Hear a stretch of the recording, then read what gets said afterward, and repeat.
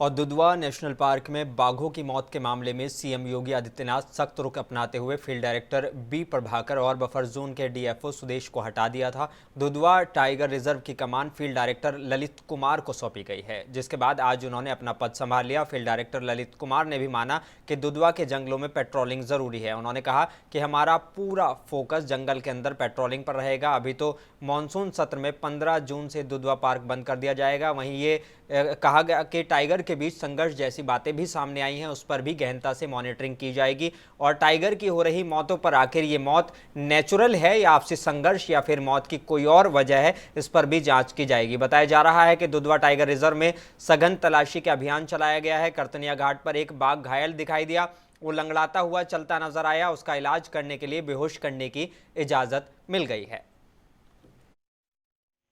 प्राथमिकता ये है कि जो मानव वन्यजीव संघर्ष की घटनाएं हो रही हैं उसको कैसे हम न्यून कर पाएँ, कम से कम कर पाएँ, और हमारी पेट्रोलिंग में अगर कहीं कोई गैप है तो उसको हम कैसे ठीक कर पाएँ, ये पहली प्राथमिकता होगी। और जो हम लोगों का टूरिस्ट सीज़न तो अब समाप्ति पर है, लेकिन आगे के टूरिस्ट सीज़न के लिए जो हमें बेसिक तैयारी करनी है वो हम करें, और यही मेरी प्राथमिकता रहेगी। इसमें तो सारी टीमें आई थी, उन्होंने देख लिया है, जांच कर लिया है, तो उस पर अभी मैं तो कमेंट नहीं कर पाऊँगा क्योंकि अभी मैंने क्षेत्र भी नहीं देखा है, और ये तो कुछ दिन बाद ही मैं बता पाऊँगा, इस पर कमेंट कर पाऊँगा। हाँ, आगे इससे की घटनाएं ना हो, अगर प्राकृतिक मौतें हो रही हैं तो उसको थोड़ा देखना पड़ेगा। अगर नेचुरल डेथ है तो फिर उसको उससे से टैकल किया जाएगा कि कॉज ऑफ डेथ क्या रहा। और प्राकृतिक